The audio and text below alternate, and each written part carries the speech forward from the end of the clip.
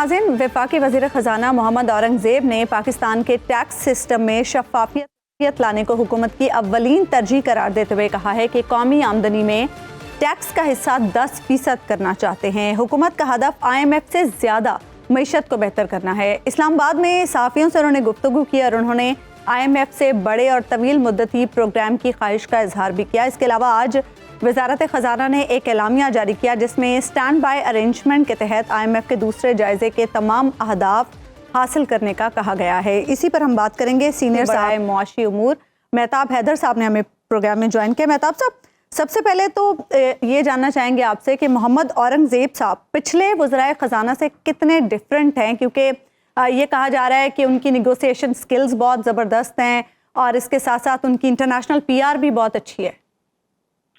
जी बिस्मिल्लाहिर्रहमानिर्रहीम। देखें, अभी तो उन्होंने चार्ज लिया है और कल पहली दफ़ा उनके साथ जो इकॉनमी पे काम करने वाले रिपोर्टर्स हैं चंद को उन्होंने बुलाया था और उनके साथ 1 घंटा से ज़ायद तक उन्होंने मुख्तलिफ उमूर के बारे में बातचीत की है। अभी कोई जजमेंट तो मैं नहीं मुनासिब समझता कि उनके बारे में दूं कि क्या है, लेकिन एक ये है कि एक बात मैं कर सकता हूँ कि एक तो बड़े क्लियर हैं और बड़ी कैंडिडेट किस्म की उन्होंने गुफ्तगू की। ठीक। और उन्होंने क्लियरली बताया कि हुकूमत जो है वो IMF के साथ अंगेज होने जा रही है, जिसमें एक लार्ज और बड़े साइज का IMF प्रोग्राम हमारी ख्वाहिश है कि जो ही ये प्रोग्राम ख़त्म हो स्टैंड बाय अरेंजमेंट का, जिसकी कल से जो है वो टॉक शुरू होने वाली है इस्लामाबाद में, 14 से लेके 18 तक IMF की टीम इधर होगी। इसी के दौरान ही हम उन्हें रिक्वेस्ट करेंगे कि हमारे लिए एक एक्सटेंडेड फंड फैसिलिटी जो 3 साल का प्रोग्राम है IMF का, उसके तहत जो है वो पाकिस्तान को एक नए प्रोग्राम की तरफ ले जाया जाए। और उस प्रोग्राम में सिर्फ एक्सटेंडेड फंड फैसिलिटी का या तो हम कोटा को बढ़ाने की बात करेंगे क्योंकि उसमें बोर्ड की अप्रूवल रिक्वायर्ड है, और दूसरा ये है कि क्लाइमेट फाइनेंस को भी उन्होंने कहा है कि हम एक्सप्लोर करने की कोशिश करेंगे। जैसा कि अभी रिसेंटली कुछ महीने पहले बांग्लादेश ने भी क्लाइमेट फाइनेंस के जरिए IMF की इससे जो है वो अपने प्रोग्राम, वो कोई अलग फैसिलिटी है या वो सस्ते दामों मिल जाएगी, आराम से मिल जाएगी, क्या होगा?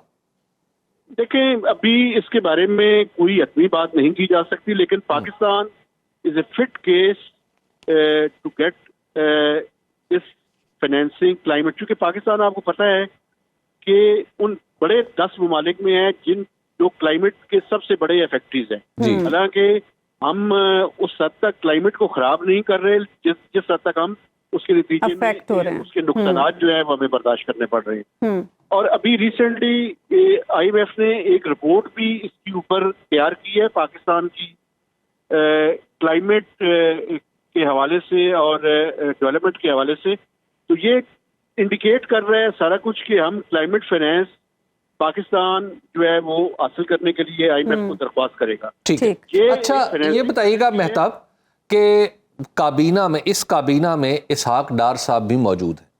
जो PDM 1 की पिछली हुकूमत थी, यानी PDM गवर्नमेंट 1, वो कुछ इस तरह थी कि उसमें मिफ्ता इस्माइल साहब वज़ीर ख़ज़ाना थे और इसहाक डार साहब लंदन से बैठ के रिमोट कंट्रोल के ज़रिए मामला चलाने की कोशिश करते थे और आखिरकार वो छम से कूद के खुद तशरीफ़ ले आए।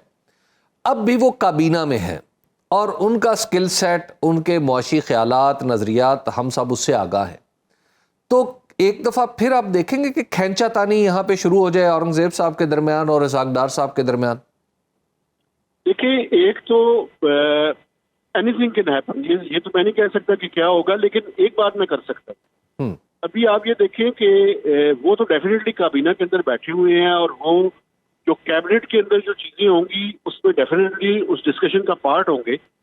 लेकिन आप ये देखें कि जो पहला नोटिफिकेशन आया उस नोटिफिकेशन में ये था कि मिनिस्टर फॉर फाइनेंस है औरंगजेब साहब और उनके पास एडिशनल चार्ज है रेवेन्यूज का।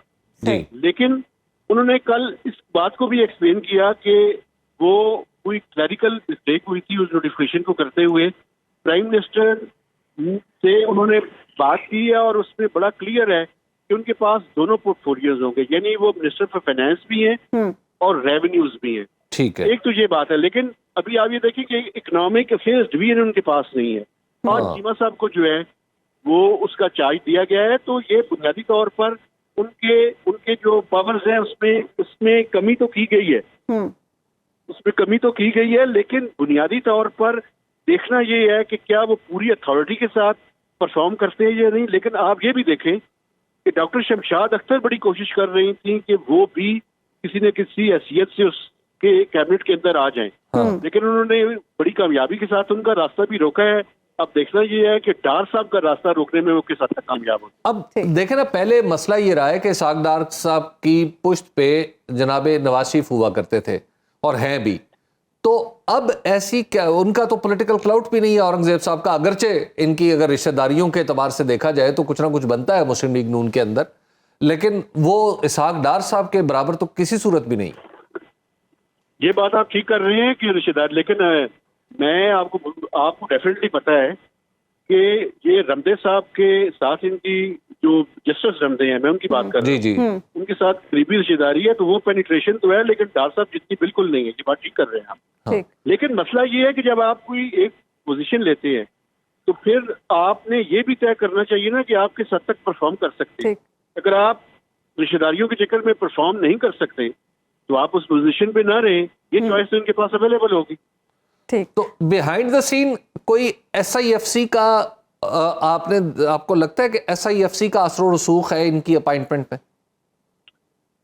بالکل ان کی اپوائنٹمنٹ کے اندر اثر و رسوخ ہے جی. اور یہ بھی میں آپ کو بتاؤں, کل کی جو ملاقات تھی اس میں بھی انہوں نے بڑا واضح طور پہ یہ کہا کہ ایس آئی ایف سی بڑا زبردست پلیٹ فارم ہے, بڑا امپورٹنٹ پلیٹ فارم ہے, کیونکہ اب یہ چیز چینج ہو چکی ہے کہ ہم جو اپنے دوست ممالک سے کیش ڈپازٹ یا رول اوور لیتے تھے, نام نہیں لیا انہوں نے چائنا اور سعودی عربیہ کا, اس کا زمانہ ختم ہو چکا ہے. اب ہمیں کچھ ایسے بینکیبل پروجیکٹس بنانے پڑیں گے جس میں وہ اپنے لیے فیزیبل سمجھے اور وہ پاکستان کے اندر ان پروجیکٹس کے اندر آ کے اپنی انویسٹمنٹ کریں. اگر آپ غیر جانبدار اور بے لاگ تجزیوں اور تبصروں میں دلچسپی رکھتے ہیں تو ابھی سنو نیوز کا یوٹیوب چینل سبسکرائب کریں اور بیل آئیکن پر کلک کریں.